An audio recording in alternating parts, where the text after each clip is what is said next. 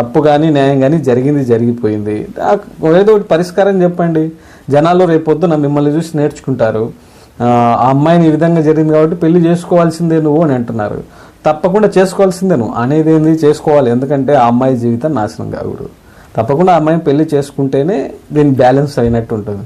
అట్లా కాకుండా ఇంకోటి ఏది చేసినా కూడా నువ్వు ఎన్ని యాక్షన్లు ఆడినా నీ మీద ఉన్న ఇంప్రెషన్ పోద్ది, జనాల్లో పరువు పోద్ది. నువ్వు వీడియోలు ఆపేయండి, నేను లీగల్గా తీసుకుంటావు కాదనలేదు. కానీ వీడియోలు ఆపేయడానికి వీడియోస్ ప్రతి ఒక్కరు ఏం చెప్తున్నారు, ఆ అమ్మాయిని పెళ్లి చేసుకో అని చెప్తున్నారు. మరి చేసుకుంటే ఆపేస్తారు కదా. ఇంకా నిన్ను ఆదర్శంగా తీసుకుంటారు పెళ్ళైన వాళ్ళంతా కూడా. ఎందుకంటే పెళ్ళైన అమ్మాయిలతో ఈ విధంగా బిహేవ్ చేసి కొంచెం చెప్తే అర్థం ఉండాలి. పెళ్ళైన అమ్మాయినైతే నీ భార్యనైతే జాగ్రత్తగా ఉండాలి. ఆ అమ్మాయి పెళ్ళి కాని అమ్మాయి మళ్ళీ తప్పైపోయిందమ్మా నన్ను క్షమించు అని చేతులెత్తి మొక్కుతున్నావు. నా వల్ల నా భార్య వల్ల జరిగింది ఇది, నన్ను క్షమించు, నీ జీవితం నాశనం అయిపోయింది. క్షమించు అంటేనే అయిపోద్దా? అమ్మాయి పరిస్థితి ఏంటి? అమ్మాయికి ఫ్యామిలీ ఉంది కదా, అమ్మాయి వాళ్ళ ఫ్యామిలీ తలెత్తుకొని తిరగాలి కదా.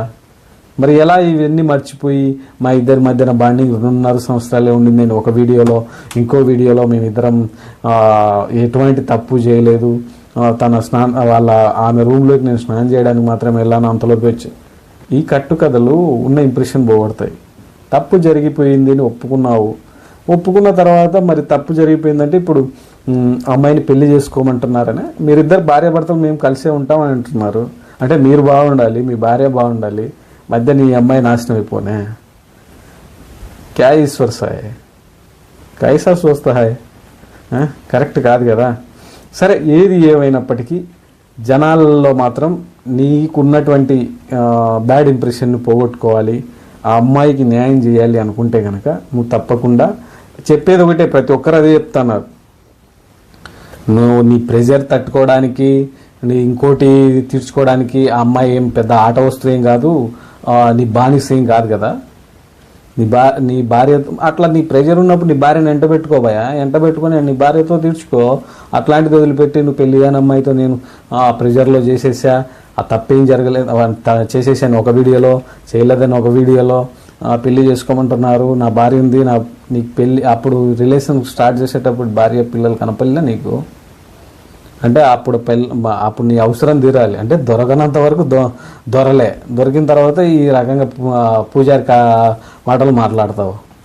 ఇది కరెక్ట్ కాదు కదా ఈశ్వర్. ఆ అమ్మాయి మాధురి రాథోడ్ని లైఫ్ స్పాయిల్ చేసే హక్కు ఎవరికి లేదు, నీకు అసలే లేదు. ఎందుకంటే నిన్ను నమ్ముకొని నీ భార్య ఉంది, నీ కొడుకున్నాడు అనే ఒక స్పృహలో నువ్వు కనుకుంటే ఇలాంటి తప్పుడు పనులు చేయవు. తప్పుడు పని చేసిన తర్వాత దాన్ని శిక్ష తప్పకుండా అనుభవించాలి. అదే శిక్ష మీ ఆవిడ కూడా అనుభవించాలి. ఎందుకంటే ఆ సిచ్యువేషన్లో ఏదైనా జరిగింది అంటే అంత ఇష్యూ చేయకుండా, ఒకవేళ సీక్రెట్గా ఏదైనా చేసుకుని ఉంటే ఆ అమ్మాయి పరువు పోయిండేది కాదు, మూడో కంటికి తెలియకుండా నువ్వు చెప్పినట్టు ఏదైనా సినిమా ఆడేది. కానీ ఇక్కడ ఆమె తొందరపడింది, ఆమె ఒక వీడియో తీసి ఆ బూతులతో కొట్టింది, ఇప్పుడు ఆమె కేసు పెట్టింది అని చెప్పేసి ఈ విధంగా యాక్షన్ మళ్ళీ మొదలు స్టార్ట్ చేశారు. ఇది కరెక్ట్ కాదు కదా. అంటే జనాలేమో అంత పిక్చర్లు ఎవరు ఉండరు, ఒకప్పుడు ఉండింది సోషల్ మీడియా ఇదంతా లేనప్పుడు. కానీ ఇప్పుడు ప్రతి ఒక్క వీడియో చూస్తూ ఉన్నారు, ప్రతి ఒక్క వీడియో కింద కామెంట్స్ పెడతా ఉన్నారు, ప్రతి ఒక్కరి అభిప్రాయాన్ని తెలుపుతూ ఉన్నారు. కాబట్టి ఇటువంటి సిచ్యువేషన్లో నువ్వు ఇట్లాంటి జిమ్మికలు ఆడితే కుదరదు. నాకు తెలిసి నీ గురించి వీడియోలు ఆపేస్తారు. నువ్వేం పెద్ద సెలబ్రిటీ ఏం కాదు, నువ్వు చేసిన వ్యవహారం గురించి మాట్లాడుతున్నారు జనాలు అంతే. ఆపేయడానికి నువ్వు చెప్తే ఆపాలి, నీ గురించి పెద్ద ఏం ఉండదు.